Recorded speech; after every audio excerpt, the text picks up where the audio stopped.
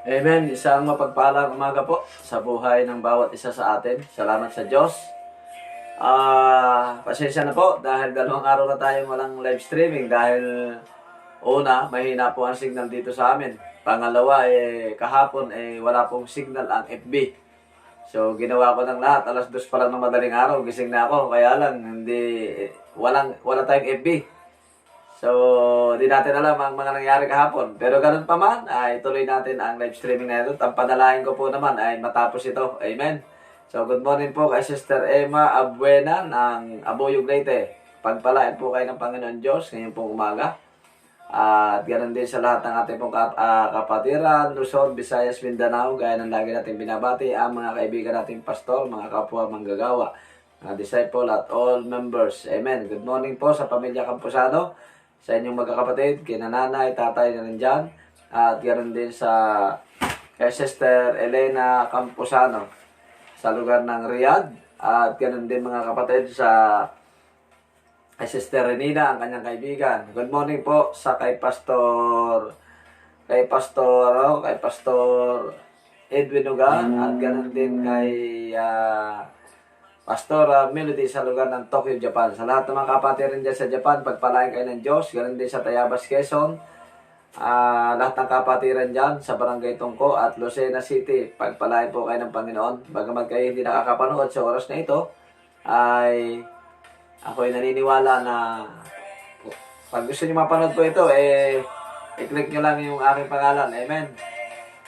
At ngayong umaga, binabati natin pag-pray natin si Sister Arlene sa lugar ng Binyan, Laguna sa kanyang problemang pinagdadaanan. Ganun din kay Brother Arvin Mansanade, taga Samar, ngayon ay nasa lugar ng Carmona. At ganoon din pag-pray natin ang lahat ng frontliners, lahat ng ating kaibigan, mananampalataya. At ganoon din ang pamilya Laurente, Oroga, at pamilya Chavez. Ganoon din ang pamilya Chua sa lugar ng Pampanga. Amen. San Fernando, Pampanga.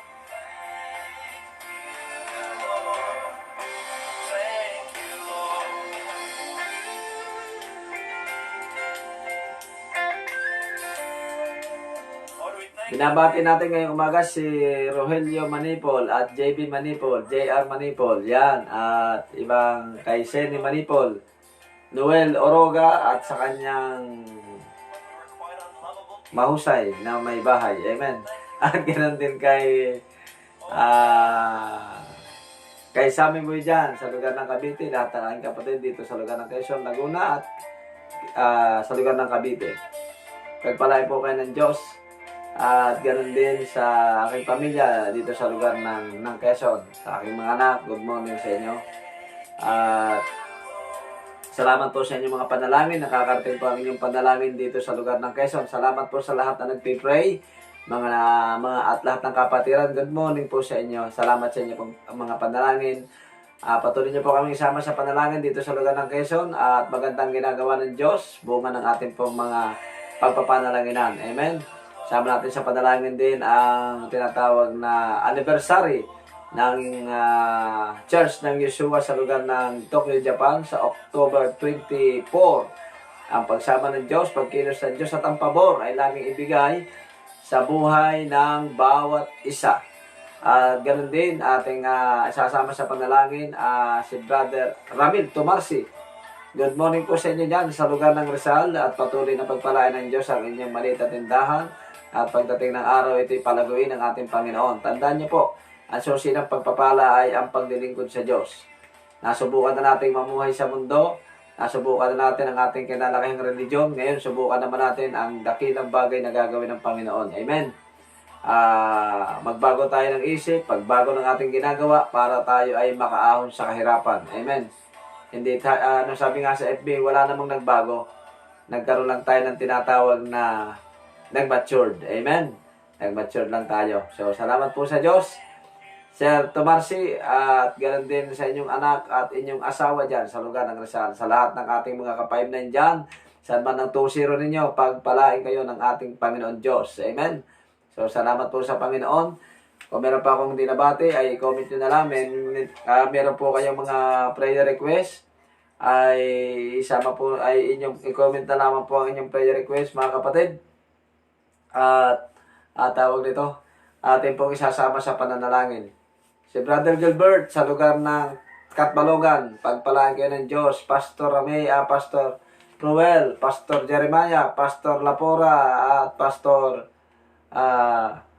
sa iyong asawa, Pastor Cruel, si Sister Rialin. Yan. Pagpalaan po kayo ng Diyos ngayong umaga. Hallelujah. Salamat sa Panginoon ngayong umaga sa kay Sister Elena.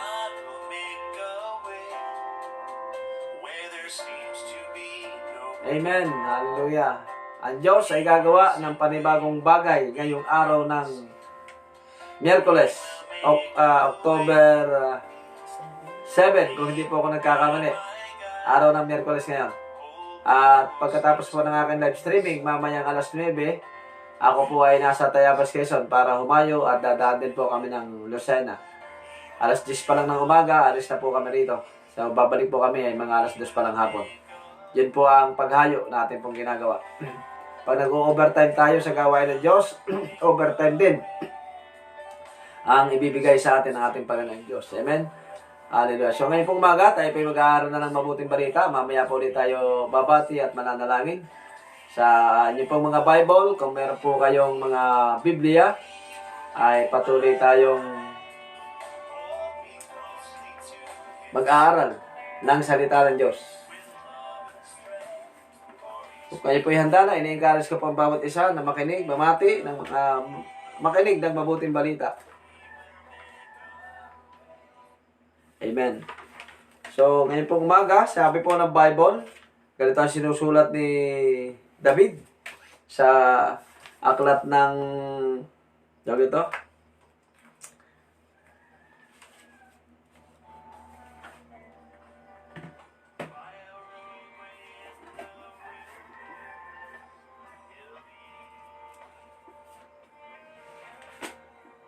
Yan, Roma chapter 7 verse 15. Pasensya na po kayo, medyo malabo talaga yung mata ko, pero babasahin natin ito.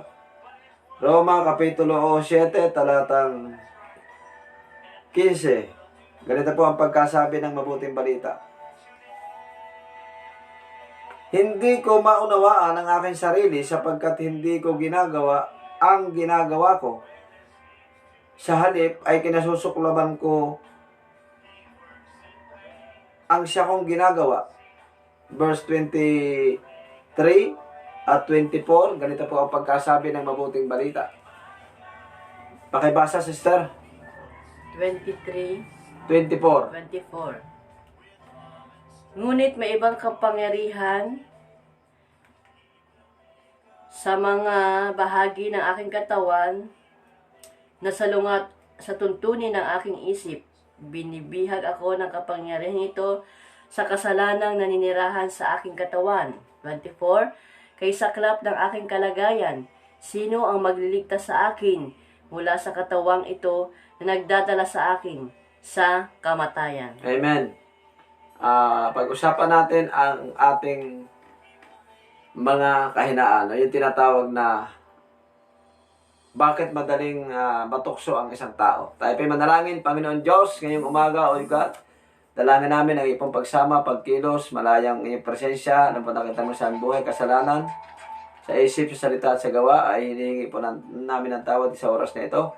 Patuloy kang kumilos, gumawa ng dakilang bagay sa buhay ng bawat isa, Panginoon. Lord, minsan pa, ikaw mangusap, ikaw magsalita, at bigyan niyo po, Panginoon, ng iyong pasaganang habag ang iyong mga anak. Ibukas mo yung kalangitan sa oras na ito. Pinupuri ka namin sa pangalan ni Jesus, sa pangalan ni Jesus. Hallelujah. Amen. Lagi po natin tatandaan, ang bawat isa sa atin ay meron pong kahinaan. Amen. Mga kahinaan na kung saan ay tayo ay pwedeng inaatake ng ating kaaway. Walang iba kundi ang kaaway ng Diyos. Walang iba kundi si Satanas. At nais ng Diyos na ang buhay ng bawat isa sa atin ay magtagumpay sa ating pagdilingkod sa Panginoon. Sapagkat alam natin ang strategy ng kaaway o ang pamamaraan ng kaaway ay hindi nagbabago. Bakit hindi niya ito binabago? Sapagkat ito ay mabisa. At ako'y naniniwala kung ang bawat Kristiyano rin ay hindi magbabago ng pagdilingkod sa Diyos ay palagi siyang magtatagumpay. Amen. At nais ng Diyos, ikaw at ako ngayong umaga ay magtagumpay bilang mananampalataya, bilang mga anak ng Diyos. So ngayon pong umaga, nais ng Diyos na anumang ating pong pinagdadaanan. Ang sabi ni Apostol Pablo sa verse 15, ganito ang pagkasabi ng ating pong teksto sa aklat ng doon sa ating teksto, sa aklat ng Romans chapter 7 verse 6, verse 15, anong sabi? Hindi 15. ko maunawaan ang aking sarili sapagkat hindi ko ginagawa ang gusto ko. Sa halip, ang kinasusuklaman ko ang siya kong ginagawa. Yan, sabi ni Pablo, kung alin yung nais kong gawin na utos ng Diyos, hindi ko magawa. Subalit yung gustong gusto ko, ang siya kong ginagawa, sabi ni Pablo. Ibig sabihin, alam ni Pablo na mayroong kautusan, subalit hindi niya ito nagagawa. Hindi niya ito nararanasan. At nais ni Apostol Pablo na siya'y makalaya. At ganun din tayo mga bilang mananampalataya, pastor at disciple. Aminin mo natin sa hindi, meron po tayong mga kahinaan na dapat nating ipanalangin lagi. Kaya sabi ni Pablo, Lord, kung maaari po sana ay alisin mo sa akin ang tinik na ito. Subalit ang sabi ng Diyos sa kanya, ako'y sapat sa lahat ng bagay at hindi ito inalis ng Diyos. Bakit hindi inalis ng Diyos ang kanyang kahinaan? Sapagkat ang sabi ng Panginoon, sapagkat kung saan ka mahina, ay doon ka malakas. Bakit sa gitna ng ating kahinaan, tayo ay dapat maging malakas? Ang sabi ng Panginoon, sa iyong kahinaan, doon tayo mananalangin. Sa ating kahinaan, sa ating kalagayan, sa ating sitwasyon, kung saan tayo madaling atakihin ng kaaway, kung saan tayo madaling matukso, doon tayo dapat laging manalangin upang mapaglabanan natin ang tinatawag na pagtukso ng kaaway. Amen? Ang sabi ng Biblia sa aklat ng Genesis chapter 3 ng unang magkasala ang tao kay Eva at Adan, ang sabi ng Diyos, huwag kayong kakain ng bunga ng pinagbabawal sapagkat pag kayo kumain yan ay walang sala kayong mamamatay. Pero narinig ito ng babae, narinig din ito ng lalaki. Subalit, ang ating makikita rito, pumasok si Satanas. At ang sabi ni Satanas sa babae, totoo ba na sinabi ng Diyos na huwag kang kumain? Kumain ka ng mga bagay na yan sapagkat kapag ikaw ay kumain, ikaw ay magiging parang Diyos. Hindi sinabi ni Satanas na ang babae magiging Diyos. Kundi ang sabi ng Biblia, ikaw ay magiging parang Diyos. Parang Diyos lang. At nakita ng babae na mabuti, kaya ito'y kanyang kinuha at kanyang kinain at binigyan niya ang lalaki. Amen. Nagsama pa, nagdamay pa. So nais ng ating Panginoon Diyos ngayong umaga, ang kaaway ay laging bumubulong sa atin. Ang kaaway ay laging merong iniaalok sa atin, sa buhay ng bawat isa sa atin, na kung tayo ay hindi magiging maingat, tayo ay matutokso. Pwede tayong matukso. Amen. At nais ng Diyos, lahat tayo meron pong pangarap sa buhay ng bawat isa, estudyante ka man, tatay ka man, kabataan ka man ngayong umaga, lahat tayo meron pong pangarap sa buhay. May mga pagkakataon na tayo bilang mananampalataya, minsan nga, ito'y base sa aking karanasan, pastor pa, minsan ay ang mga disciple, na yung mga tama ay ating ginagawang mali, at yung mali ay ginagawa nating tama. Amen. Gaano ito katotoo? At ako'y naniniwala ngayon pong umaga, hallelujah, I pray na ito ay aking matapos sa aking live streaming na ito. At talagang humihina po yung signal. Amen. At ngayong umaga, nais ng Diyos na dahil sa lahat ng tukso ay may tinatawag na tuso. Alisin mo yung letter K. Pag nawala yung K, ay tinatawag na tuso. Ibig sabihin, mayroong pandaraya. Amen. Dahil sa lahat ng tukso ay mayroong pandaraya. May mga, ang sabi dito, at tayo'y nagigising na lamang isang araw na tayo ay nakakulong na sa kasalanan. Bakit? Dahil nga hindi tayo naging aware. Amen. Dahil hindi tayo naging alisto. Sabi ng 1 Peter chapter 5 verse 8, maging handa kayo sapagkat ang inyong kaaway ay parang liyong umuungal at naghahanap ng masisila. Alam niyo po, ang malimit daw madaya ay yung mga taong laging nagsusolo sa buhay. Kaya kung ikaw ay mananampalataya, ikaw ay... Amen. Yan, salamat sa Diyos. Ngayon po umaga, tuloy po tayo. Medyo nilipat ko lang po yung SIM card dahil naubusan yung isang SIM card. Yan ang problema pag wala tayong wifi. Amen. At hindi po tayo natutokso. Magpapalagay tayo ng wifi para mas maging maliwanag at kahit anong oras pwede tayong matapos. Amen. Sama niyo po ako sa panalangin din ngayong umaga. na itong mga darating naman, makapagpalagay na po kami ng wifi dito para tuloy-tuloy ang ating live streaming. At nahihirapan po talaga ako dito sa signal. Bukod sa mahirap sa signal, magpapaload ka pa. Pag nagpaload ka, nagpuputol-putol pa ang mensahe ng ating Panginoon. So, diretso po tayo. Mabilisan lamang tayo para magkasya to. Amen. Hallelujah. Tayo isang araw, pag hindi tayo naging maingat bilang mananampalataya, tayo ay nagigising na lamang na tayo ay nakakulong na sa kasalanan. Bakit? Dahil nga tayo ay nadaya ng tukso. Imbes na dahil sa mga pangyayari, mabilis na mga pangyayari, sabi nito, yung magandang relasyon ay pwedeng masira sa pamamagitan ng pagtukso. Amen? Ilan sa atin na maraming kaibigan, ilan sa atin na mayroong asawa, ilan sa atin na mayroong mga mahal sa buhay na nagkasira-sira ang mga relasyon dahil sa tinatawag na pagtukso ng kaaway. Amen? Nasira ang relasyon dahil sa pagtukso ng kaaway. Sabi dito, yung mabilis na pangyayari. Una, mabilis na pangyayari. Yung, Hallelujah, Jesus. Meron pong isang pastor. Ito ay hindi isang kwento, totoo ito. Maganda ang kanyang ministry. Pero dahil siya natukso na magpahukay ng ginto, nawala sa ministry.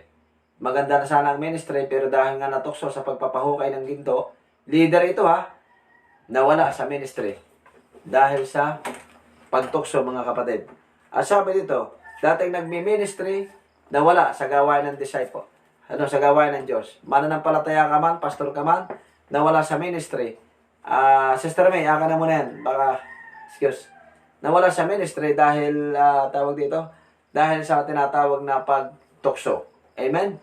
Nawala sa ministry dahil sa tinatawag na tukso. Ang ganda dati ng ginagawa, dati naman silang tapat, pero bakit bigla silang nawala sa gawain ng Diyos? Sa isang iglap lang, napakabilis ng pangyayari. Bakit? Dahil nga, mayroon po tayong kaaway. Mananampalataya, disciple, pastor, makinig kang mabuti. Mayroon tayong kaaway. At ang kaaway ay hindi natutulog araw at gabi. Kahit tayo ay natutulog, mga kapatid, lagi siyang handa na tayo tuksohin. Paglabas mo pa lamang sa bahay, matutukso ka na. Amen? At meron tayong mahalagang pag-uusapan ngayon pong umaga. Wag po kayong bibitaw sapagkat ito'y napakahalaga. Amen? Sabi dito, marami ang estudyante, malaki ang kanilang pangarap sa buhay, subalit dahil sila'y natukso, ang maagang nakapag-asawa. Amen? Dahil sa tukso, marami ang pwedeng masira, marami ang pwedeng madamay. Kaya tayo bilang mananampalataya, dapat tayo ay maging maingat. Amen? Maraming estudyante, maganda sana ang kanilang pangarap sa buhay, pero dahil sila ay nataniman ng hindi maganda, nandun sila ngayon sa bundok. Dapat sana nag-aaral, may magandang kinabukasan, yun, mas marami sa kanila ang napahamak. Bakit? Dahil natukso sila. Natukso sila sa mga bagay na hindi nila dapat pasukin, pinapasok nila. Amen? Lagi natin tandaan, pastor, mananampalataya, ang pagtuturo dapat ay hindi lamang puro Biblia. Dapat makita na natin ang talagang totoong mga nangyayari na dapat ang mga estudyante, bakit ang mga estudyante ay maging aware na sa lahat ng nangyayari dito sa mundo. Amen? Hallelujah. Ako'y nalulungkot pag ang pangangaral ng pastor ay puro pagpapala, pananampalataya. Pag-aralan natin ang mga nangyayari dito sa ating bansa. Amen? Na mga kabataan ay napapahamak na dahil sa mga pakana ni Satanas, dahil sa mga pakana ng kaaway. Amen? Hallelujah. Purihin ang Diyos. Dati nag-aaral, huminto, nag-asawa. Yan, sabi dito, dating maganda ang relasyon ng isang pamilya ay nasisira dahil sa tinatawag na pagtukso. Subalit, ang nais ng Diyos ngayon pong umaga, mga kapatid, tayo ay maging aware, tayo ay maging handa. Sabi ng Bible, 1 Peter chapter 5, maging handa kayo sapagkat ang inyong kaaway ay parang liyong umuungan at naghahanap ng solo sa bahay. Solo lagi sa bahay, wala tayong ginagawa, madali kang matukso kapag ikaw ay nagsusolo. Madali kang matukso, maglalaro ang iyong isip. Alam niyo po ba ang pagtukso? Magsisimula yan sa mata. Pag natukso ka na, papasok sa isip. Kapag pumasok sa isip, papasok sa puso. Kapag pumasok sa puso, ano yon? Ano ang mangyayari? Doon magdidikta na tayo ay pwedeng makahakbang. Amen? Hallelujah. Purihin ang Panginoon Diyos. Sa FB, mga kapatid, ito'y tinalakay ko, papahapiyawan ko lamang nung araw ng linggo. Sa FB, marami ang nagkahiwalay na mag-asawa dahil sa Facebook, dahil sa FB. So tayo ay natutukso. Minsan may mga bagay doon, bigla kang iaad, hindi mo naman kakilala, bigla kang iaad. At dahil sa haba ng ating kwentuhan, ang mga pastor ay natutukso, ang disciple ay mga natutukso, at ang mananampalataya ay natutukso. Ako ay nangungusap sa mga mananampalataya, hindi po ang misang ito'y para sa mga unbeliever, bagamat ito'y pangkalahatan. Subalit nais ng Diyos ng bawat pastor, mananampalataya, disciple ay makahanda. Saan? Sa tinatawag na pagtukso ng kaaway. Amen? Hallelujah po rin ang Panginoon. Mayroong problema, magkakaroon tayo ng malaking problema kapag tayo po ay hindi naging maingat bilang mananampalataya. Kaya tayo ay minsan ay nadadaya kasi hindi tayo nagiging aware. Amen? Ganito po ang sinasabi ng mabuting balita. Malapit na tayo. Aklat ng Mateo, Kapitulo...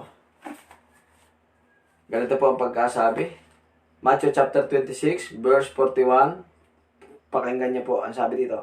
Bagbantay nga kayo at manalangin upang huwag kayong madaig ng tukso. Ang espiritu ay nakahanda, ngunit mahina ang laman. Sabi ni Jesus sa mga disciple, magbantay kayo at manalangin. Marami ang mananampalataya, disciple, pastor, ang mapanalanginin. Subalit hindi nagbabantay at hindi nabantayan, kaya marami rin ang mga manggagawang nawala sa ministry. Marami ang manggagawa, mga pastor ang nawala sa ministry. So ngayon pong umaga, nais ng Diyos, tayo bilang mananampalataya, disciple at pastor, ay hindi mawala para sa gawain ang pagbabantay sa atake ng kaaway. Amen? Bantayan, maging aware ang bawat isa po sa atin. Amen? Matthew chapter 26 verse 41, merong gustong gawin ng Espiritu, dato po at mahina ang laman. Ito ang pag-uusap ni Apostol Pablo sa lahat ng Kristiyano. Sabi niya, ang ginagawa ko ay yung akin dapat gawin, hindi ko ginagawa. At kung alin yung gusto ko naman, ay siya kong ginagawa. Amen? Minsan ganun tayo mga kapatid. Sino pong naniniwala na meron tayong kahinaan, ikaw at ako? Ikaw at ako, meron po tayong kahinaan. Alam mo yan sa iyong sarili. Pero ang sabi ng Diyos, kung saan tayo mahina, doon tayo malakas. Paano tayo lalakas? Sa pamamagitan ng pananalangin. Lahat ng ating pong kahinaan, bugbugin natin sa panalangin, iluhod natin sa panalangin, iiyak natin sa panalangin. Amen? Hallelujah po rin ang Panginoon. Paano mapaglabanan ang tinatawag na atake ng kaaway? Pangalawa na po ito at matatapos na ako. Paano mapaglabanan ang atake ng kaaway? Alamin ang tama at mamuhay na tayo sa tama. Kung gusto natin ng tama, ay hindi mamuhay na tayo ng tama para hindi tayo matukso. Amen?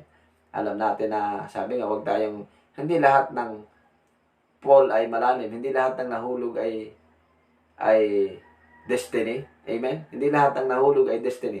Yung ikaw ay mahulog ka sa hagdanan. Siguro ito ang aking destiny, nahulog ako sa hagdanan. Hindi. Yun ay accident. Hindi destiny.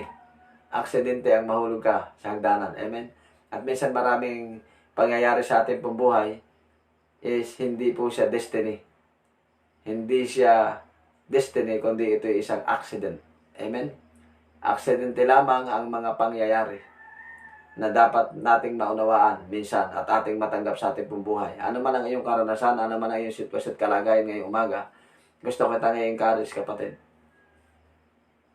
Sabi ng Bible, Isaiah 43:18-19, kalimutan mo ang mga dating, wag mong alalahanin ang mga dating bagay, ni bulayin man ito sapagkat ako'y gagawa ng mga bagong bagay sa buhay mo. May mga bagong bagay na dapat gawin ng Diyos sa buhay natin, mga kapatid. Nais ng Diyos na wag nating alalahanin ang mga bagay na nakaraan. Kung yung magagandang nakaraan na hindi kalooban ng Diyos ay kinakalimutan natin, di lalo na yung mga masasama. Magsimula tayo ng bago. Amen? Gusto ng Diyos, bago. Magkaroon ng pagbabago ang buhay ng bawat isa sa atin.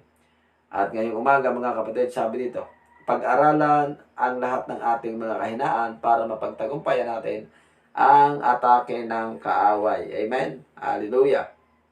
At hindi lamang yun, mga kapatid. Sabi ito, makipag-usap sa Diyos bago magdesisyon. Yun. Isang magandang bagay pala, mga kapatid, ang tayo ay laging nakikipag-usap sa Diyos bago tayo nagdidesisyon. Sapagkat sa ating pagdidesisyon ay nakasalalay lagi dyan ang mga mahal natin sa buhay, ang ating mga kaibigan, kapamilya. Amen? Sabi doon, upang mapaglabanan natin ang atake ng kaaway ay tinatawag na yung lahat ng desisyon natin ay konsulta muna natin sa Diyos. Amen?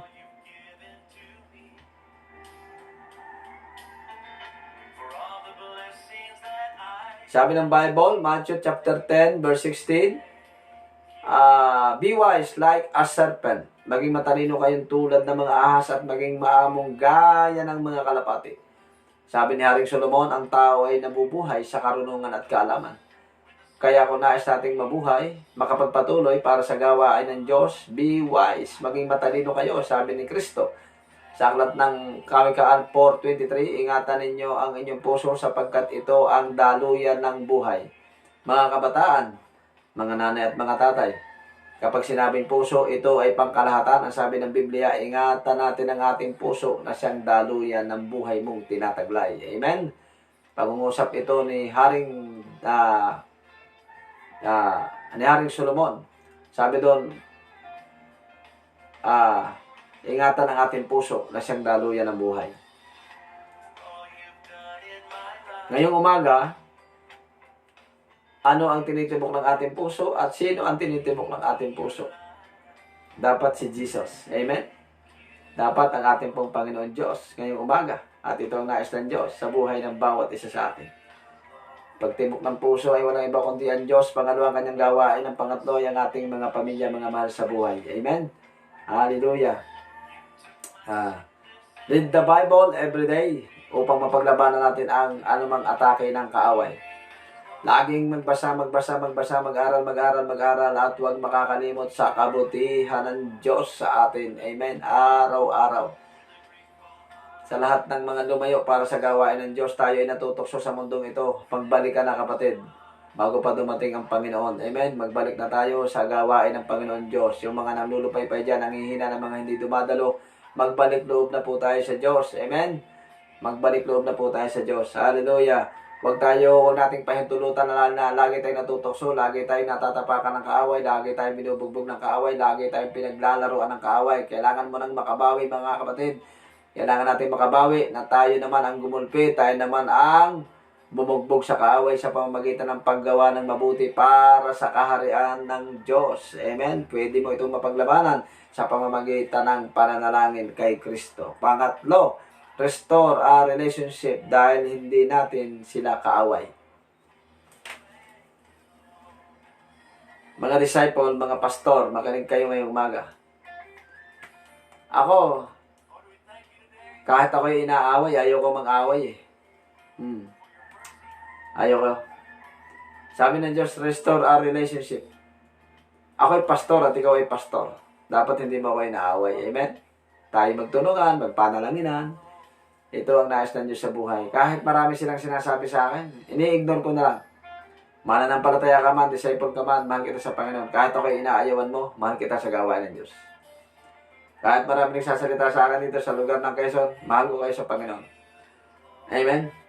Sabi ng Bible, kapag kayo ginawa ng masama, suklian ninyo ng mabuti. Ang mga inyong kaaway ay inyong ipanalangin. Parang ang hirap, kaaway mo na, ipag-pray mo pa.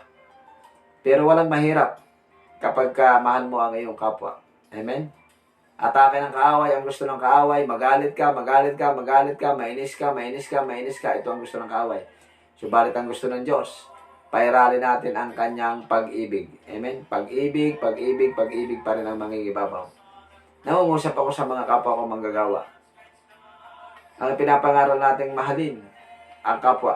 Walang iba nating mamahalin kundi ang kapwa mananampalataya. Pangalawa ang mga unbeliever, kaya tayo ay humahayo. Amen? Ito ang nais ng Diyos sa buhay ng bawat isa sa atin. Ang tayo ay ma-restore ang relationship sa ating kaibigan, pamilya, at kasamang mga Kristiyano rin. Lalo higit kung ito ay mga pastor. Amen? Natutokso tayong awayin ang ating mga malalapit sa buhay. Wag. Dapat tayo ang tayo ang gumugupo sa atake ng kaaway. Ang gusto ng kaaway, wasakin ang magandang relasyon. Subalit ang nais ng Diyos sa buhay ng bawat isa sa atin ay i-restore ang magandang relasyon. Amen? Sabi dito, may mga pagkakataon na bago natin malaman ang ating pagkakamali, ay tayo ay nakalubog na. Nakabaon na sa utang. Hiwalay na sa pamilya, wala lang ating kaibigan. Amen. Hallelujah.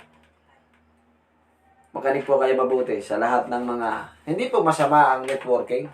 Hindi po ito masama. Makinig kang mabuti. Bago nyo papasukan yan, ang galing na ako dyan. Nagkakaiba-iba lamang ito ng pangalan. Subalit, kaya nga mayroong mayaman eh. Mayaman ha. Siya mayroong baker eh. Dahil siya natukso, nagpahukay ng ginto, naghirap. Bumagsak ang mayaman. Bakit? May pera na siya, natutokso pang dumami ng dumami, pinasok niya ang pagpapahukay ng ginto, ayun. Taga rito lang si Sariaya, taga rito lang sa Quezon niya. Ngayon, naghihirap. Bakit naghihirap? Sapagkat siya natukso sa ginto. Ilan sa ating mga kapwa Pilipino, ilan sa ating mga Pilipino, mga kapatid, mga pastor, kahit ang pastor ay nadadaya pa rin. Hindi lahat, hindi ko ito sasabihin dahil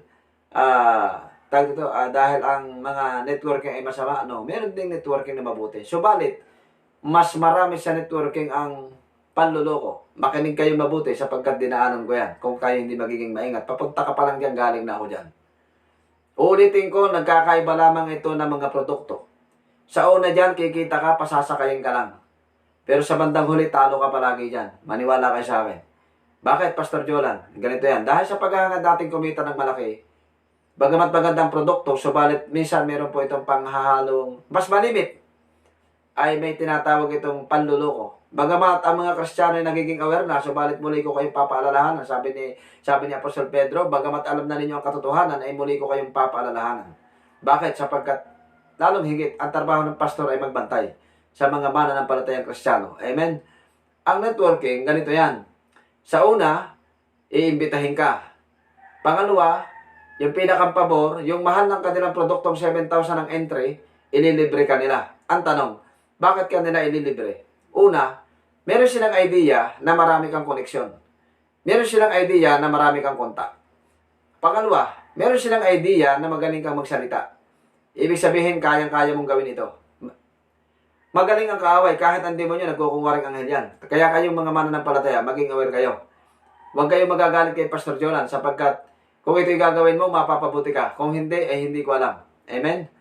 Sabi ng Biblia, aklat ng Hebreo, kayo ay maging masunurin sa inyong pinuno sapagkat sila ay mayroong pananagutan sa inyo. Kung sila ay inyong susundin, sila ay magagalak sa kanilang pagtupad sa kanilang tungkulin. Subalit kung sila ay inyong susuwayin, ay hindi makakabuti sa inyo. Okay, balik tayo. Una, sa networking, ikaw ay imbitahan. Pangalawa, meron silang idea na marami kang koneksyon. Pangatlo, meron silang idea na magaling ka magsalita. Ikaw ay potensyal. Hindi sila mag-aaksaya ng panahon at hindi sila magbibigay ng oras para sa iyo kung hindi nila nakikita na ikaw ay walang koneksyon. Pangalawa, na ikaw ay meron din budget, na ikaw ay meron pera. Kaya makinig kayo mga mananampalataya. Huwag tayong matukso sa malaking salapi. Lalong higit kung hindi natin ito paghihirapan. Amen? Huwag kayo maniniwala doon sa salitang kahit ikaw ay nakaupo, kahit ikaw ay natutulog, ikaw ay kumikita. Paano ka kikita nun? Yung nga mismo nagtatrabaho, minsan walang tubo.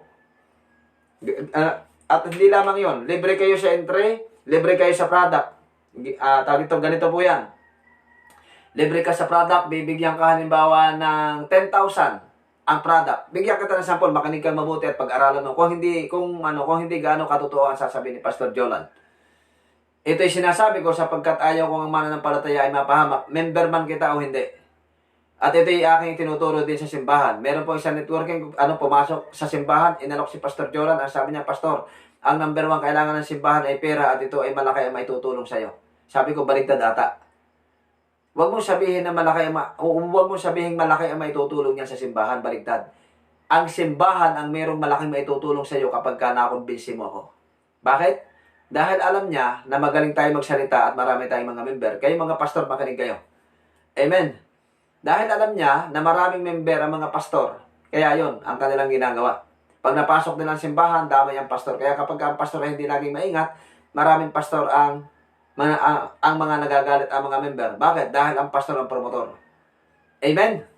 Ngayong umaga, at maliban doon, tuloy ko po, libre kayo sa product, bibigyan ka ng 10,000 or 20,000. Sasabihin niya, libre ang iyong entry, nakapasok ka na, libre ang iyong entry, ang trabaho mo lamang ay mag-recruit. Take note ha, ang trabaho mo lang mag-recruit. Tatandaan mong mabuti sa iyong pagre-recruit, pwedeng masira ang inyong relasyon bilang magkaibigan. Tatandaan niyo po yan. Pwede tayong matukso. At pwedeng ataka ito ng kaaway sa buhay ng bawat isa sa atin. Lord, sana magkasya ang aking data na ito. Pangalawa, pagkatapos mong maibenta, sasabihin nila, yan lahat ng benta mo sa'yo na yan. Bigay namin sa'yo yan. Sa katunayan, ikaw ay 0-0 sa katunayan para makita ng mga kaibigan mong itong ating networking ay totoo nga. Bibigay sa'yo yung pera. Ang sasabihin nila, bibigyan ka namin ng sasakyan. Sa pangalan mo, nakapangalan sa pangalan mo. Alam mo kung bakit ka bibigyan ng sasakyan? Makinig kang mabuti. Dahil, para makita ng inyong mga kaibigan na ikaw ay meron sasakyan, kung ikaw ay nagnanasa na meron sasakyan, ay talagang kakagatin mo. Pero hindi mo alam, yung sasakyan mong yung babayaran mo yun at ibabaong ka nila sa utang. Tatandaan ninyo yan, ibabaong ka nila sa utang. At doon ka magpupursige na ang kanilang produkto ay gawin mo ng gawin, kahit meron ng pandaraya. Tatandaan ninyo yan. Amen? Huwag kayong basta maniniwala sa mga networking, mga mananampalataya, disciple at pastor. Tandaan ninyo yung aking sinabi. Kung maaari, ulitin ninyo ang pangangaral na ito. Baikli lamang ang mensahe ko ngayong umaga sapagkat ako'y nakapokus sa atake ng kaaway. Lahat ng member, itinuturo ko yan para hindi sila maluko. Bago nyo pa yan pasukin, napasok ko na yan. Kikita kayo dyan. Alam kong kikita kayo dyan. Subalit ang inyong kinikita dyan, may halong panluluko yan. Tatandaan ninyo yan. Wala tayong problema sa product. Wala tayong problema sa produkto. Kaya lang, magkakaproblema tayo sa ating relationship. Matutokso tayo. Amen. Pangalawa, kung ikaw ay stockist, makinig kang mabuti. Ikaw mag-i-stock. Sasabihin nila, paano po yan? Ako po hindi marunong magpaliwanag. Sasabihin nila, meron kami mga tauhan, sila ang kukuha ng inyong product at sila ang magbibenta. Ang trabaho mo lang, sir or ma'am, nakaupo ka lang sa bahay. At tawag nito, kami po ang bahalang kumilos. Alam na namin yan. Yung mga kumukuha ng product dyan, minsan hindi sila nagre-remit. At yung pinakang-stockers ninyo ang palaging lugi dyan. Talo kayo. Kaya makinig kayo mabuti. I'm sorry, pero ito ang totoo. I'm sorry. Pero ito ang totoo. Masakit man tanggapin. Ito ang 80% na nangyayari. Ang networking, puro panluluko yan. Tatandaan niyo yan. Hindi nila ginagamit ang word na networking. May bago na sila ngayong, mayroon na sila ngayong bagong pangalan. Nakalimutan ko lang. Hindi na networking ang tawag. As long na kayo'y magre-recruit ng tao, networking ang tawag dyan. Iniiba lang nila ang tawag, ang pangalan. Ganon din ang product. Lalo higit kung ito ay liquid, lalo higit kung ito ay mga kape-kape na tinitimpla. Lahat na yan, pinasok ko na nung araw yan. Nag-iiba lang sila ng pangalan. Ngayon, bakit maraming networking ang hindi nananatili sa pangalan? Bakit? Dahil sa dami ng kanilang niloko. At yung papasokin mo pa lang yan, hindi yan tatagal ng 10 taon. Nakakita na ba kayong networking na tumagal ng 10 taon? Wala. Paglipas ng mga 4 na taon yan, 6, pinakamataas, mawawala na yan at magkakaroon nila ng bagong networking. Sila din yan. Tayo ay natutokso. At isang araw, pag hindi ka naging matalino at hindi ka nakanig sa iyong pastor, isang araw, lugi ka na. Lugi ka na. May pera ka sanang naipon, pero dahil matigas ang ulo mo, nawala. Maraming advice ang pastor sa lahat ng mga member at mga disciple, ngunit dahil nga matigas ang ulo, nasira ang buhay ng bawat mananampalataya, pastor at disciple. So, nais ng Diyos sa buhay ng bawat isa sa atin, be wise. Ang sabi ng ating Panginoon, Aklat ng Pilipos chapter 2 verse 5, ang sabi ni Apostol Pablo, magkaroon kayo ng pag-iisip na gaya kay Jesus. Ang iniisip ni Jesus, mga bagay na panlangit. Dapat ang iniisip ng Kristiyano, ang iniisip ng mananampalataya, ang iniisip ng pastor, ang mga bagay na panlangit. Ang mga bagay na panlangit at hindi ang mga bagay na panlupa. Amen? Hindi masama ang kumita ng malaki. Pero kung meron tayong mapopurwis yung iba, sayang. So, ngayon pong umaga, nais ng Diyos na tayo ay magtagumpay bilang mananampalataya. Bakit ko ito pinangaral? Dahil ayaw ko mapahamak ang buhay mo, kapatid. Sa lahat na makakapanood nito, kahit iba-iba tayo ng fellowship, maging matalino kayo dahil kawawa ang pamilya nyo. Sana ito'y nakatulong sa inyo ngayong umaga. Be wise like a serpent. Maging matalino tayo sa atake ng kaaway. Amen? So ngayon pong umaga, tayo po ay manalangin na sa ating Diyos na buhay. Hallelujah. Lord, salamat po o Diyos sa iyo pong pagpapala, biyaya. Salamat Panginoon sa pabor. Salamat sa buhay ng mga kapatiran Luzon, Visayas, Mindanao. Salamat Panginoon kina Sister Bing, Sister Jingjing, Brother Junjun, Brother Edward, lahat ng pamilya Chua, Cordero at ganoon din o Diyos ng kanilang mga pamilya o God. Patuloy